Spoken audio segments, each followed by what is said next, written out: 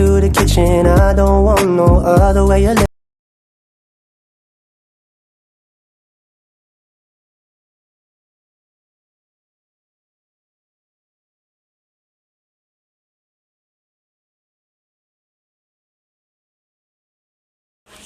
Good morning, ma'am. I am Aliana Noriel A. Shaman and I'm going to tackle about the meaning of governance. So there are 16 broad categories of the meaning of governance. So number one is the management. Management refers to the establishing policies and continually monitoring proper implementation of them by the governing body of an organization, which is usually the board of directors. So, ano nga ba yung management? So, ang management, this is how businesses organize and direct workflow. So, sa isang organization, it is much needed na meron itong magmamanage para hindi magkaroon ng mga conflict between employees or client. That is why importante siya sa isang government. Number two, we have transparency and accountability. So accountability and transparency are the technical and legal issues of some levels, but also interactive to produce government that is legitimate, effective, and widely supported by the netizens, as well as the civil society that is strong, open, and capable of playing positive roles in politics and government. So meaning, itong transparency, it promotes accountability and provides information for citizens about what happening in our government. Kung ano ba yung ginagawa sa isang government, dapat inform yung mga tao. Tayo, as a citizen, dapat inform tayo kung ano ba yung nangyayari sa ating government. Dapat transparent yung mga information na nakukuha natin. Number 3, we have the vision, mission, and goals. A vision states what the organizational aspires to become in the future. A mission reflects the effect of organizational past and present by stating why organizational exists and what role it plays in the society. Goals are more specific aims that organizations pursue to reach their vision and mission. The vision and mission and goals is very important in every organization and also even in our government. Kasi sa vision, dito nila ma-aspire kung ano yung gusto nilang gawin in the future. And the mission, ito naman yung mga nangyari sa past in the present na gusto nilang i-change or ano ba yung gusto nilang mangyari. And sa goal naman, sa goal is para malaman nila kung ano yung mga gusto nilang goal, kung paano nila ma-pursue or paano nila ma-achieve itong vision and mission. So number 4, we have manner of decision making. So, decision-making is a process of making choices by identifying a decision, gathering information, and assessing alternative resolution. Using step-by-step decision-making process can help you more deliberate, thoughtful decision by organizing relevant information and defining alternatives. So, itong manner of decision making is very important also in our government or in an organization. Kasi dito sa manner of decision making, nagagather mo yung mga lahat ng mga information na you think na possible solution by step. Hindi ka lang gumagawa ng impulsive decision, kundi it has step by step. Number 5, we have the board. Board governance is a framework composed of structures, processes, rules, and practices from which the board operates and is directed. Effective board governance involves competent board leadership, efficient management processes, and strategies to attain the enterprise's goals. So itong the board naman, sila yung mga board stating why organizational exists and what role it plays in the society. Goals are more specific aims that organizations pursue to reach their vision and mission. The vision and mission and goals is very important in every organization and also even in our government. Kasi sa vision, dito nila ma-aspire kung ano yung gusto nilang gawin from in the future. And the mission, ito naman yung mga nangyari sa past, in the present na gusto nilang i-change or ano ba yung gusto nilang mangyari. And sa goal naman, sa goal is para malaman nila kung ano yung mga gusto nilang goal, kung paano nila ma-pursue or paano nila ma-achieve itong vision and mission. So number 4, we have manner of decision making. So, decision making is a process of making choices by identifying a decision, gathering information, and assessing alternative resolution. Using step-by-step decision making process can help you more deliberate, thoughtful decision by organizing relevant information and defining alternatives. So itong manner of decision making is very important also in our government or in an organization. Kasi dito sa manner of decision making, nagagather mo yung mga lahat ng mga information na you think na possible solution by step. Hindi ka lang gumagawa ng impulsive decision, kundi it has step by step. Number 5, we have the board. Board governance is a framework composed of structures, processes, rules, and practices from which the board operates and is directed. Effective board governance involves competent board leadership, efficient management processes, and strategies to attain the enterprise's goals. So itong the board naman, sila yung mga board processes, rules, and practices from which the board operates and is directed. Effective board governance involves competent board leadership, efficient management processes, and strategies to attain the enterprise's goals. So itong the board naman, sila yung mga board of members sa isang organizational or sa isang government na napapaupo sila kasi alam nila kung ano yung ginagawa nila. Kung mga they are competency. Alam nila kung paano isolve ang isang process, alam nila kung paano palaguin kung may mag-i-invest pa sa isang organizational. Alam nila kung yung mga strategies na dapat gawin. So number 6, we have values and value system. Values represent board guides to action. Debate exists as to whether values as guides characterize, explain, determine, and or control individual behavior. Value systems are a set of individuals' values which exist in a scale of hierarchy that reveals the degree of relative information. So itong values and value system, ito yung mga norms sa isang organizational or yung values mo or kung ano yung behavior mo sa isang organizational. It is very important sa isang organizational kung paano ka tumingin ng isang value ng tao, kung ano yung behaviors mo, kung paano ka makisalamuha. Kasi meron ito effect sa organizational. So pag hindi ka okay, hindi effective yung isang organization. Number 7, we have the structure. Governance structure refers to the framework of project management, especially regarding rules, procedures, and the division of responsibilities within the whole decision-making process. It keeps the project in check, allowing it to run flawlessly and in coordinates with the plan. So itong structure, ito yung chine-check sa governance sa mga project, especially sa mga decision making, sa paggagawa ng rules, mga procedures, yung pagdi-divide ng responsibilities. Ito yung tinatawag nilang structure sa governance.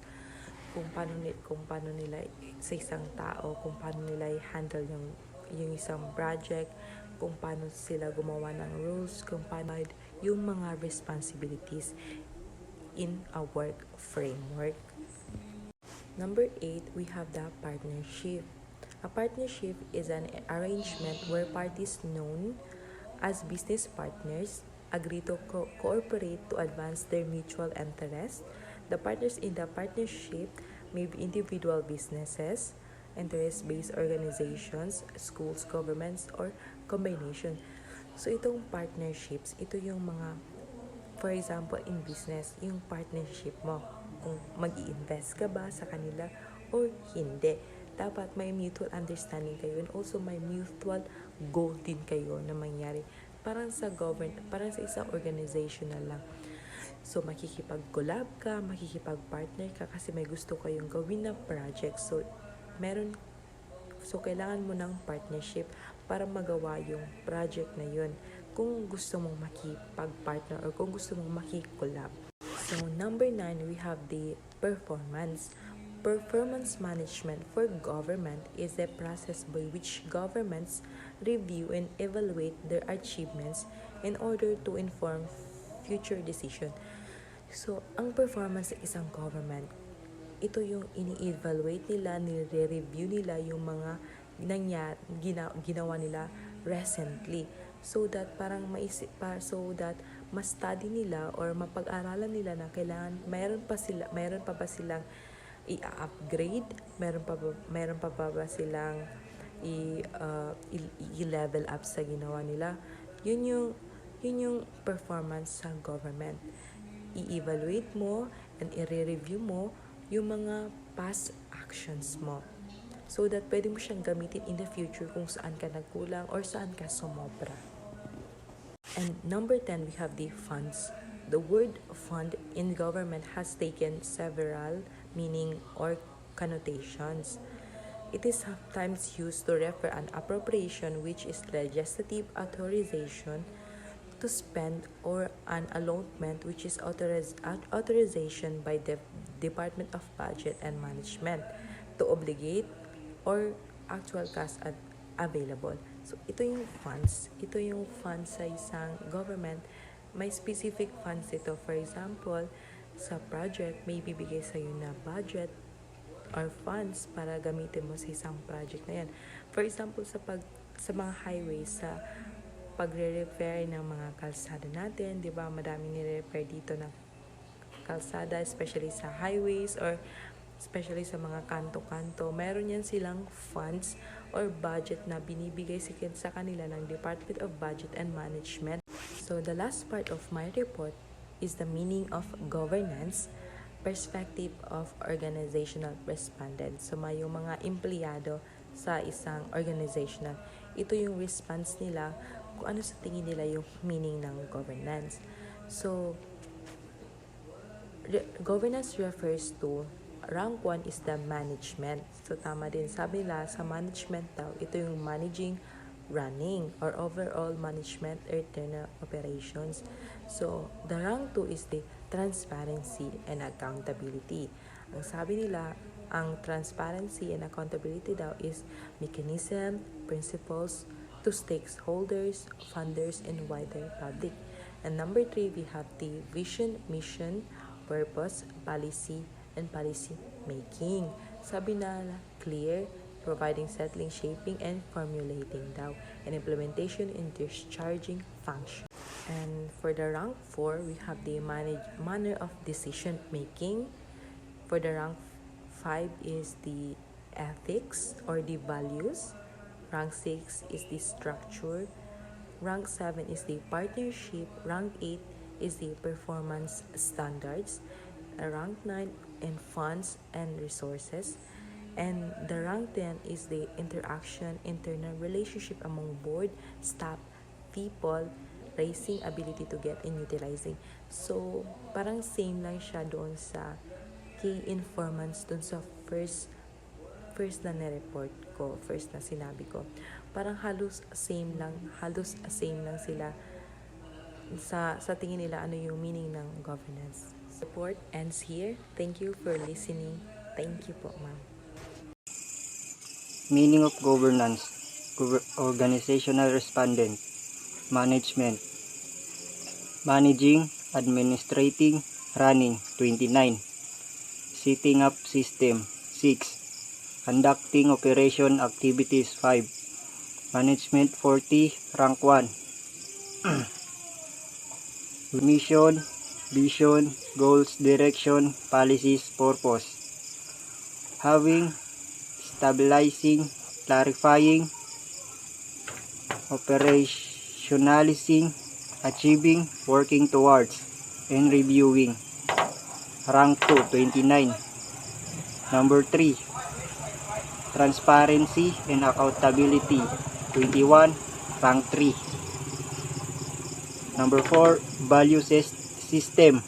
Stabilizing, clarifying, operationalizing, achieving, working towards, and reviewing. Rank 2, 29. Number 3, transparency and accountability. 21, rank 3. Number 4, value system.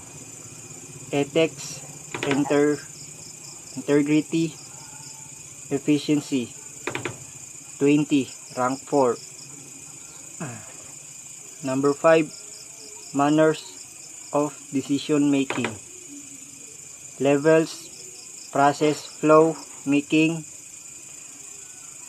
implementing, democratic, participation, consolation, consensus. Number 6, partnership, linkage, networking, relationship with government, private sector, civil society, people, stakeholders, gating partners, participation in government program. 16, rank 5. Number 7, leadership, roles, skills, value of a leader. 14, rank 6. Number 8, people, staff, volunteers, members. Recruitment, satisfaction, pay, discipline, treatment. 11, rank 7. Number 6, partnership, linkage, networking, relationship with government, private sector, civil society, people, stakeholders, gating partners, participation in government program. 16, rank 5. Number 7, leadership, roles, skills, value of a leader. 14, rank 6. Number 8, people, staff, volunteers, members. Recruitment, satisfaction, pay, discipline, treatment. 11, rank 7. Number 9, government program. 16, rank 5.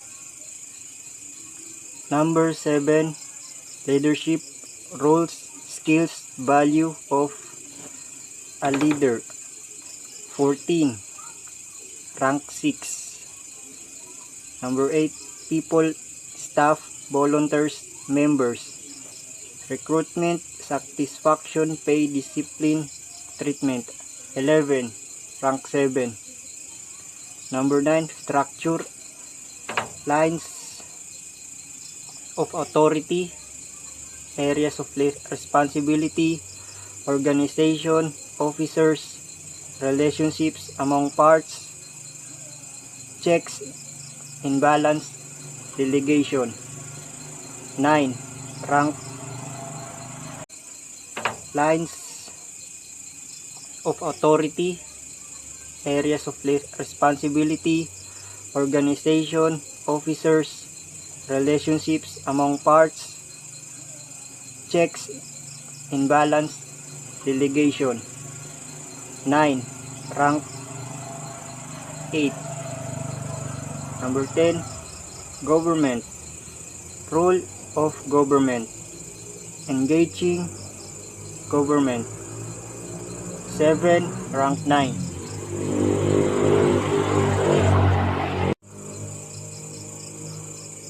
11. Service delivering service. 6. Rank 10. 12. Rule of the board. 5. Engaging government. 7. Rank 9.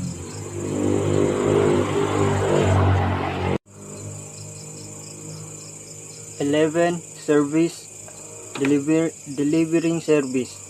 6. Rank 10. 12. Rule of the board. 5. Rank 11. 13. Empowerment. 4. Rank 12. 14. Legitimacy. 1. Rank 13. Others. Number 15. Number 15. Others. Solving society's problem. 1. Comprehensive. 1. Rank 14. Meaning of governance by mean rank. Key information of organizational respondent. Number 1. Management. Frequency number 1. Rank. Number 1. Management. Key information 14. Rank 1. Organizational respondent 40. Rank 1. Mean rank 1.00. Number 2. Transparency and accountability. Informant 12. Rank 2. Organizational respondent 21. Rank 3. Mean rank 2.50. Number 3. Vision, mission, purpose, policy making. Key information 11. Rank 3. Organizational respondent 29. Rank 2. Mean rank 2.50. Number 4. Manner of decision making. Key informant 8. Rank 4. Organizational respondent 20. Rank 4. 4.00. Number 5. Value system. Key informant 7. Rank 5. Organizational respondent 20. Rank 4. 4.50. Number 6. Partnership. Key informant 5. Rank 7. Organizational respondent 16. Rank 5. Mean rank 7.00. Structure. Key informant 6. Rank 6.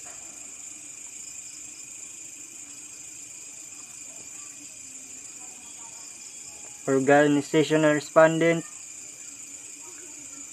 8. Rank 8. 7.50. Board number 8. 8. Key informant 8. Rank 4. Organizational respondent 5. Rank 11. 7.50. Number 9. Leadership. People who lead how they carry out mandate. Key informant 3. Rank 9. Organizational 11. Legitimacy. Key informant 2. Rank 11. Organizational respondent 1. Rank 13. 11.50. 12. Performance standard. Key informant 4, rank 8. Number 13. Funds resources. Key informants 3, rank 9. 14. Sustainability. Key informants 3, rank 9.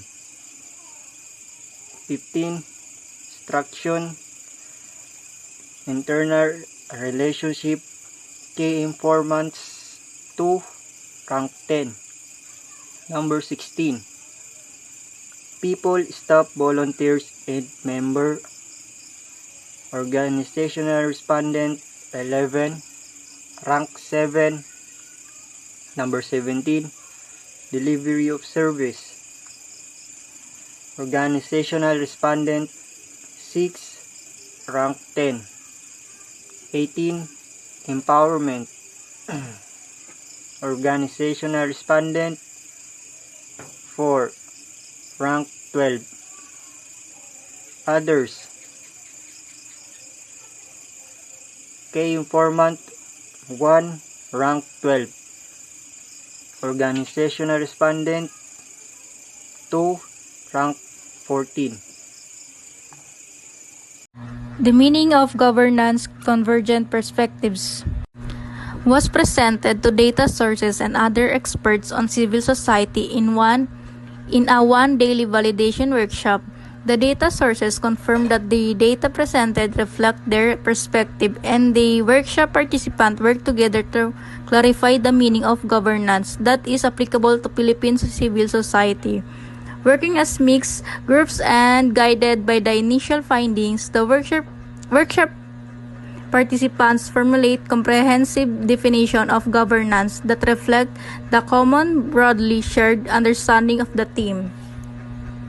So governance refers to the processes, systems, and structure through which decisions are made and implemented within an organization, institution, or society. It involves establishing rules, regulations, and mechanisms to guide the behavior and action of individuals and groups in order to achieve specific goals and objectives. This results in various formulations where the workshop participants defined governance as an active board leadership, staff competence, vision, mission, policy, and policy making essential for the organization to function properly. Management with vision is pursued through transparency and accountability with the capacity to lead, raise funds, and decide to achieve vision and goals. Governance is the art and process of managing people and resources towards a chosen mandate by setting strategic directions and policies, formulate and implement through participants and partnership. It is responsible for ensuring transparency and accountability to stakeholders. It involves policy formulation, direction setting, and safeguarding legitimacy, transparency, and accountability. The mechanisms and process used by different stakeholders to achieve their shared goals are essential for achieving their shared vision. So, various elements such as decision-making processes, accountability mechanisms, allocate of resources, and the enforcement of policies and rules.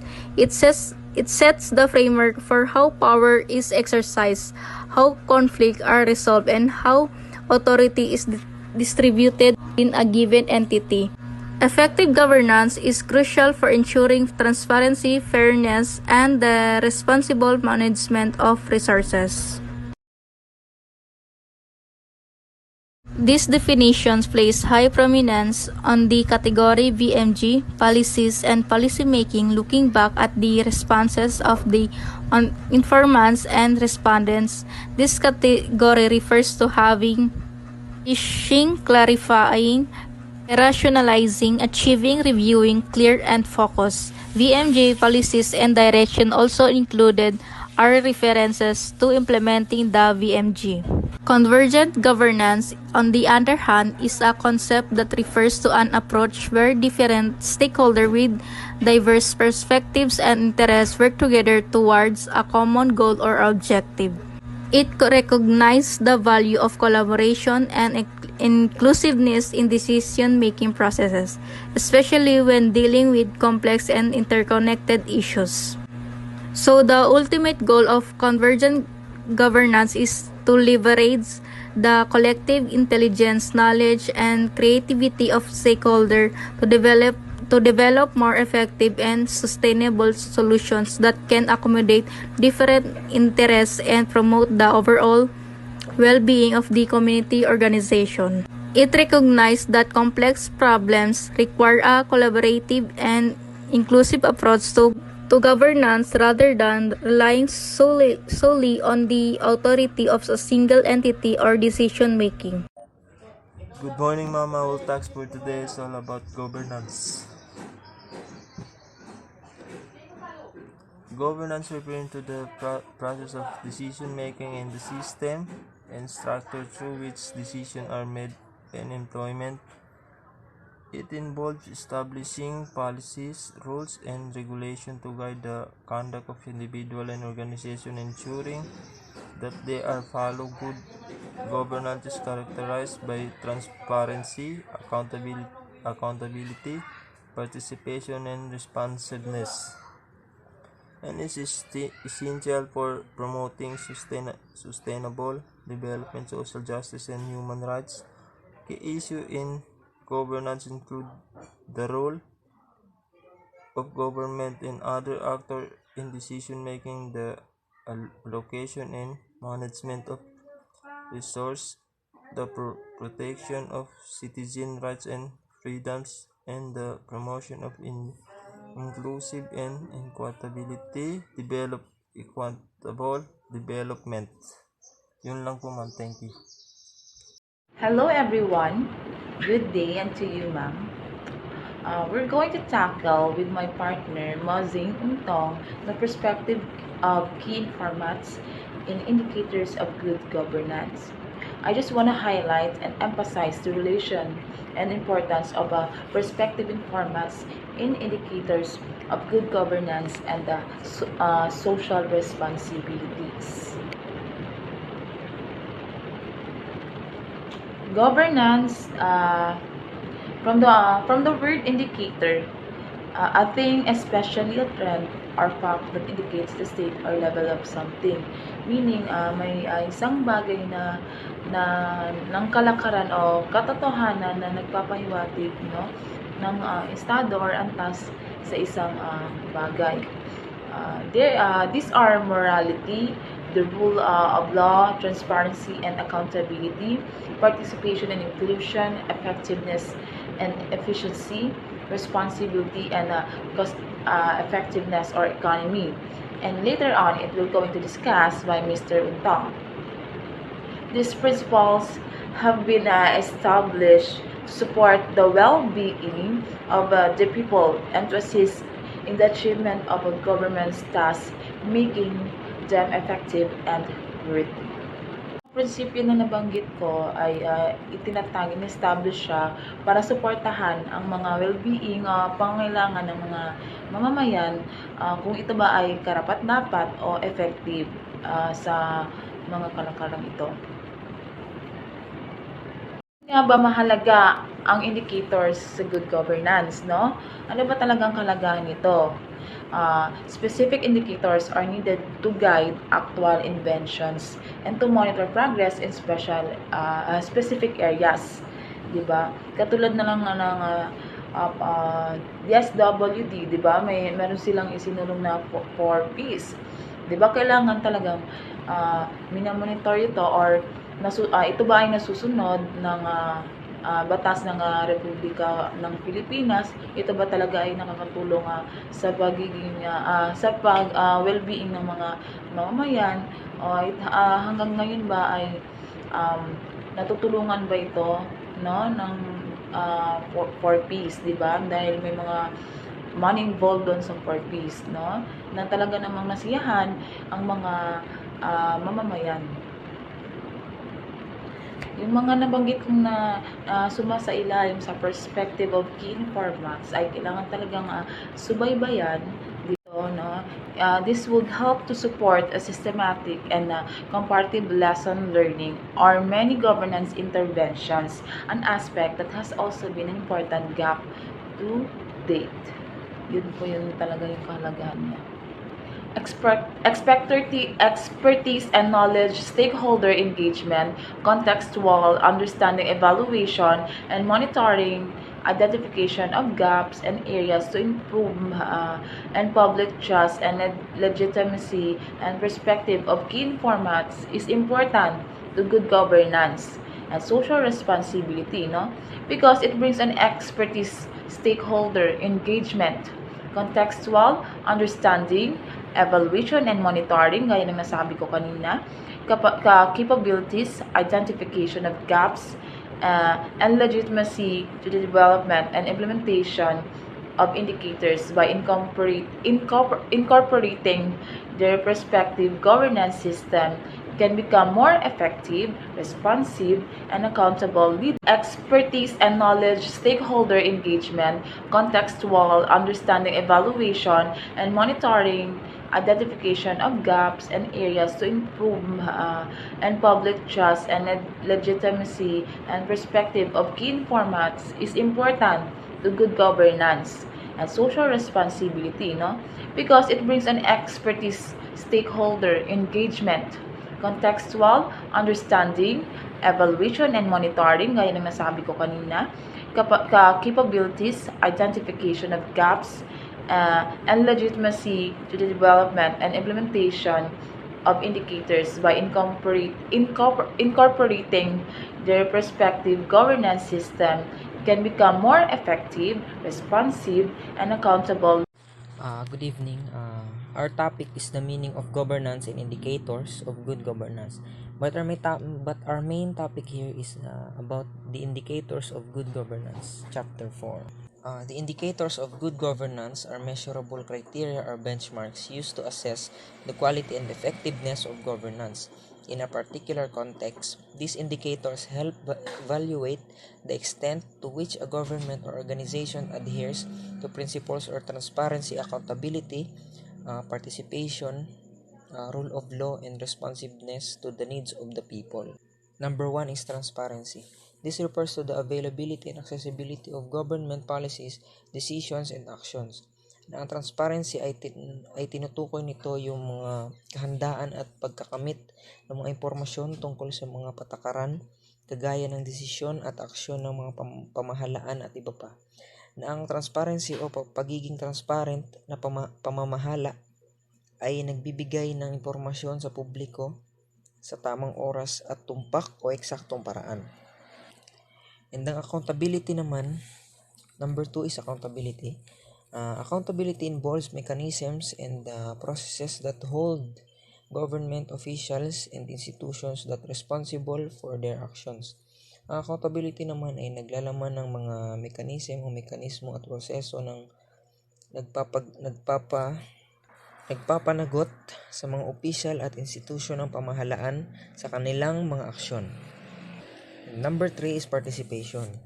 Ito ay nagpapahiwatig ng paglahok o pagsali ng mga mamamayan at organisasyon na sibil at mga stakeholder na nasa mga proseso ng paggawa ng mga desisyon.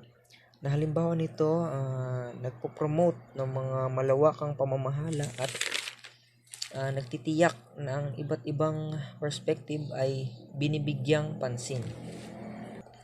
Number 4 is rule of law. Ang rule of law o pagsunod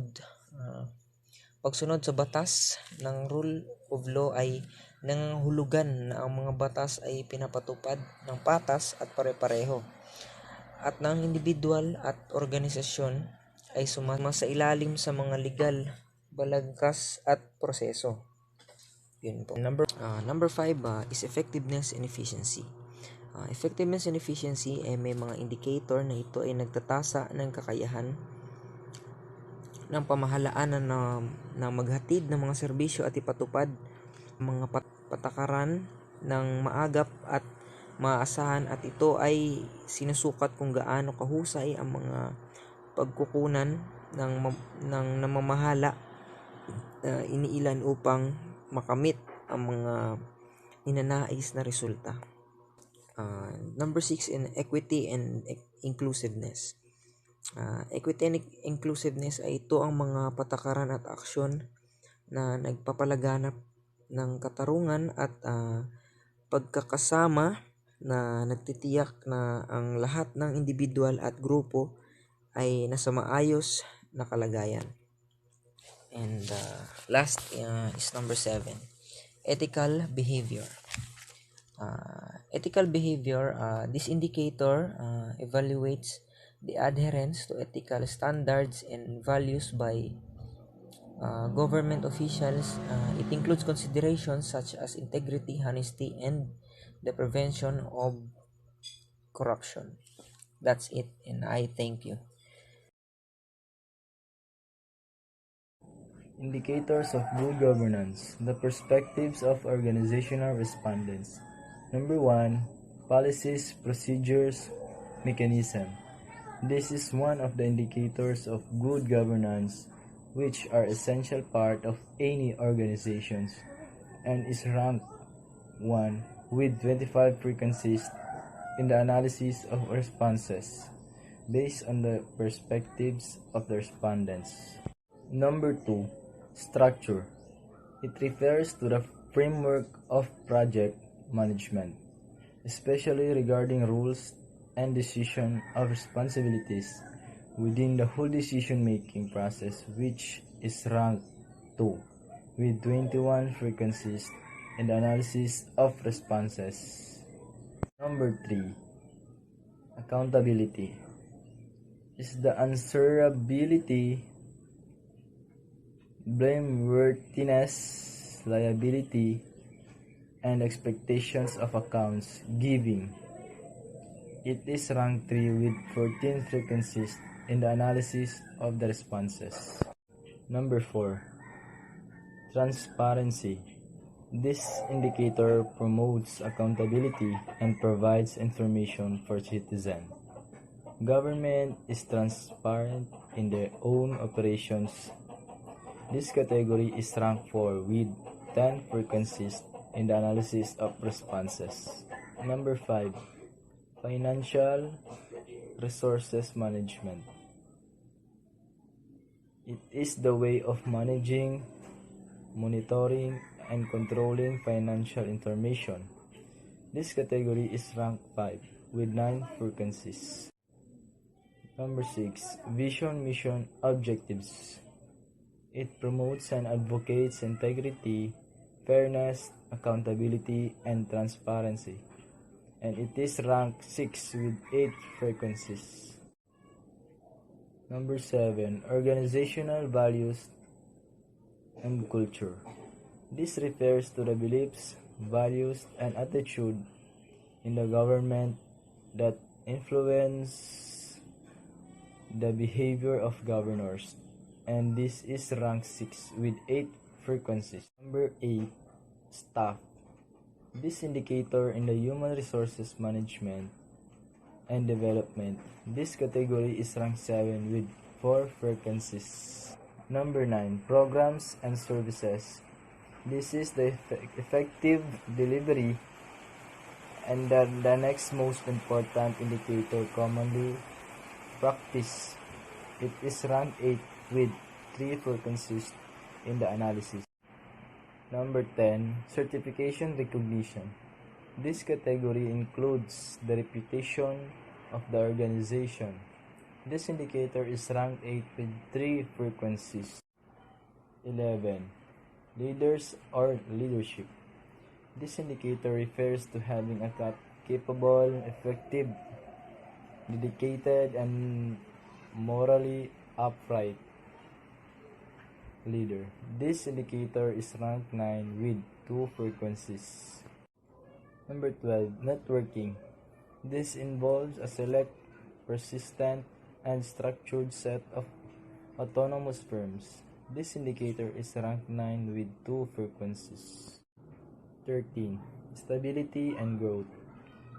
It improves the ability of the poor to participate in and benefits from economic growth. This indicator is ranked 10 with 1 frequency in the analysis of the responses of the organizational respondent. Assalamualaikum warahmatullahi ta'ala wabarakatuh. So I am Sophia Gyamasan. So my assigned topic is all about the indicators of the good governance. So when we talk about the indicators of good governance, is the way that an organization defines the roles and the personnel that are needed and responsible for given process within the body of the organization. Kumbaga, ito yung mga tao na responsible para sa pagiging maganda ng isang organization or isang company. So, this will be job description skills or educational requirements that are required to hold a different position. So, as you said, perspective or organizational respondent, well, successful collaboration between stakeholders start with appreciating each other perspective. Kumbaga, para mas malaman natin or para mas maganda yung kinalabasan isang trabaho, dapat natin alamin or respetuhin yung mga different perspective or different opinions ng bawat isa. Or dapat natin mas alamin or pakinggan yung mga opinion ng bawat isa for the better organizational or for the better company of for the better perspective of people. So, this is collaboration. From the word collaboration, enables team to marshal their collective resources to become more innovative, effective, at the same time more efficient to their work or to their tasks. So now we're gonna proceed to indicators of good governance. Convergent perspective. Convergent perspective, broadly speaking, in the context of corporate governance, convergence refers to increasing the isomorphism in the governance practice of public or corporation. So from different public corporation from different countries, like for example yung ginagawa ng Pilipinas like barter para lumaki yung mga benta nila or mga product na nilalabas nila. Kumbaga, barter or cooperations. So, such as definition is too general and complete, isomorphism is unlikely even among firms within a country. So, there is an objective of the indicators of good governance, which is na para sa convergent perspective or yung convergent perspective ng isang tao or ng isang governance. So, number 1, to identify the indicators and provide their inputs on the 3 level. So, the 3 level is the executive, legislative, and jurisdiction. So, number 2, to identify the 5.67 indicators of good governance that are current practice that are really realities in the Philippine civil society and rank them from the most of the least of important. So number 3, to identify the indicator sectors and rank them from the most to the least important, and to identify those that are not realistic or applicable to the sector and explain why. So here there's a result of convergent perspective na ginawa ng author ng libro. This the result. Furthermore, there is only 3 categories were included by all the 5 workshop group in their ranking. So number 1 is the structure. So structure in this indicator, structure is the next highest mean rank for the 1.80. This category refers to the presence of well-defined, not overly centralized, but well-defined. So number 2 is policies, procedure, and mechanism. Is the third well-defined important indicators of good governance currently in practice. So these policies, procedure, and mechanism rank 2 with the average of 2.00. So this category includes a mechanism that ensure democratic participation of different people or different varieties of ethnicity. So number 3 is the financial or resource management. For us, no? I think this financial and resource management is yung pinakakailangan ng isang lugar. Kasi from their project, which is kailangan ng finance or DVM or Department of Budget and Management, kumbaga dito sila parang nalalaman natin dito na pinapalabas yung pera, saan gagamitin yung pera, paano magdadaan to sa budget hearing.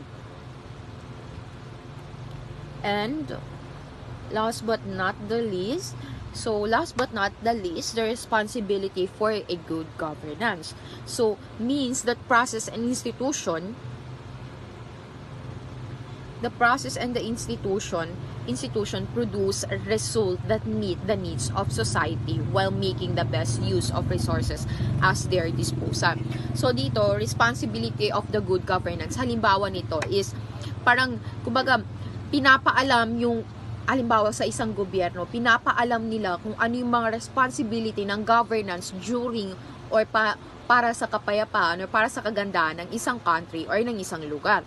So, the concept of efficiency in the context of good governance also covers the sustainable use of natural resources and the protection of the environment. So, responsibility implies reliability and practice of redemption of account of institution and civil society organization. So, to the citizen of their local community. So, the role of institution in executive and legislative process must be clear. Kumbaga, kung ano yung mga project or kung ano yung mga gustong opinion mo or yung mga dapat clear or vivid yung information na ibibigay mo sa executive at the same time in the legislative. So that's all. Thank you.